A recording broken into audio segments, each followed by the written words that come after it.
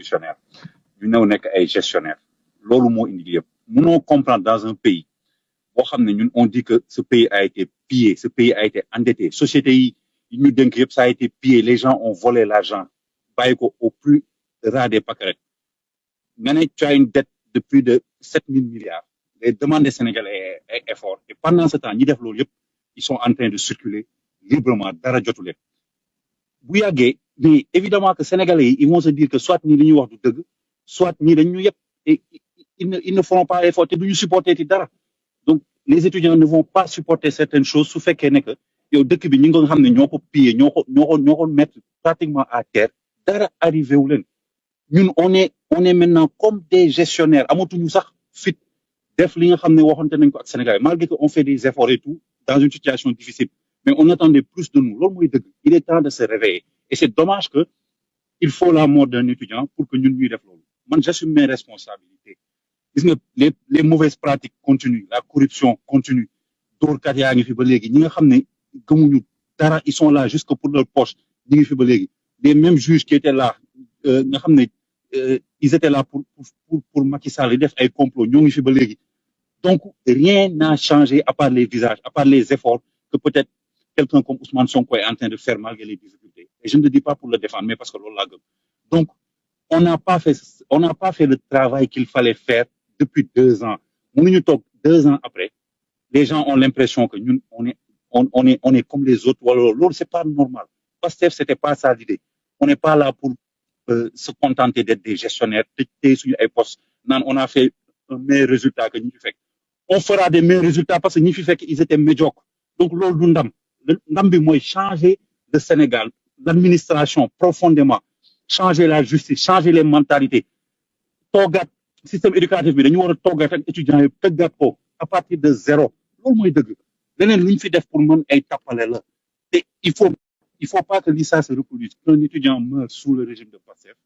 c'est vraiment man xawma sax depuis sànq sama xol bi dafa jeex loolu kenn waru ko accepter je ne connais pas les circonstances yàlla xam na ko xawma nan la demee l'enquête le déterminera mais il faut pas que ça se reproduise je sais qu'on le dit chaque fois il faut pas que ça se reproduise mais vraiment il faut que lii moom du musa amati ci Sénégal ça n'a kenn mënu ko justifier en fait on peut pas le justifier donc il faut que ça s'arrête il faut qu'on soit conscient lu tax Sénégalais yi teg ñu fi Sénégalais mun na muñ lu nekk parce que mun nañ 60 ans yoo xam ne ay benn élite corrompue moo fi nekk di def leen nekk ci dëkk donc mun nañ munal benn régime boo xam ne ñëw na pour le changement mais changement bi da nga leen koy won dans le concret de tous les jours da nga leen di won ne que ça commence par le plus haut de l'État la rationalisation wàññi yenn dépenses yi wàññi tappale bi wàññi yenn agences qui ne servent à rien rationaliser bu boobaa xëy na du ñu am problème pour fay kenn wala pour dara ñu toog étudiants yi wax leen dëgg wax li mun nekk ñu tegaat benn système bu bees loolu lañ war a def je suis vraiment désolé qu'on en soit arrivé à un mort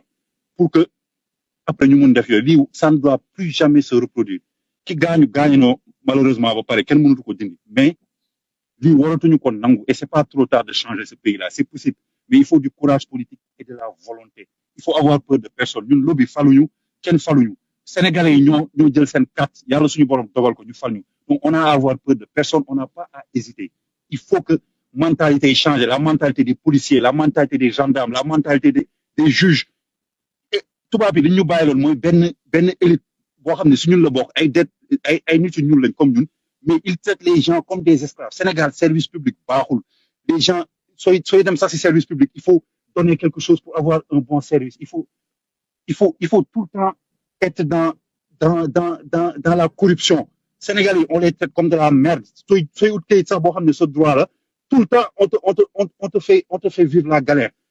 alors que am na ay benn catégorie benn minorité boo xam ne lu leen neex la ñu am ci dëkk bi ils sont capables d'échapper à la justice d'échapper à la loi yooyu la ñu war a adresser c'est pas de la démagogie loolu moo tardel dëkk bi moo tax Sénégalais yi nekk ci suuf des fois ils se sentent vraiment comme des citoyens de seconde zone gis nga affaire yooyu tant que réglé wuñu ko yu mel ni dina amati di amat il faut qu'on rétablisse la justice li ñu doon wax ne que lu ñëpp bokk ñëpp dañ ci war a jot loolu ça doit être une réalité dans nos politiques de tous les jours il faut que président de la République ak premier ministre woote benn waxtaan boo xam ne li fay jógee ce seront plus des paroles ce seront plus des papiers parce que dañu sonn ci séminaire yeeg ci réflexion yeeg yooyu yëpp il faut agir maintenant et si on échoue réew yi ko bëggoon def ci Afrique yëpp vont échouer. FMI mi ngi ñu teg choc ñëpp a ngi teg choc parce qu'ils veulent qu'on échoue parce que si on réussit ça va faire des émules en Afrique on n'a pas le droit d'échouer waruñu bàyyi dara duñu échouer loolu te pour faire ça il faut que ces changements là soient concrets dès demain dès le mois prochain dès la semaine prochaine il faut que ces changements là on les fasse Sénégalais yi gis ko ñi kat ñi ngi changer après si on réussit ñu assumer si on échoue on assume mais tu ne peux pas faire des choses à demi-mesure wala bañ ko def après ça c'est une catastrophe pour les Sénégalais qui ont eu confiance en nous xamuñu sax espoir bi Sénégalais yi am ci ñun donc il faut vraiment que ça change rapidement et moi je le dis sama bopp laa koy commencé si système bii nii laa bokk on fait tous de notre mieux des fois dañuy gis ay difficultés si sa liggéey ay nit yoo bokkal parti di la bloqué ci ay affaires yoo xam ne mais c'est incroyable administration bi di la tardel alors que tu essayes de redresser les choses ça ce n'est pas normal et frustration yi da nga koy dund soo waxee ñu ne la non homme d'état nga waroo wax kilifa nga je sais pas c'est des conneries comme ça loolu moo ñu tardel ay affaire protocole ay affaire bëgg ay affaire nguuru il faut sortir de ça être des serviteurs su daree changements yi radicaux vraiment il faut le faire man appel boobu lay lancé te su ma toogoon ak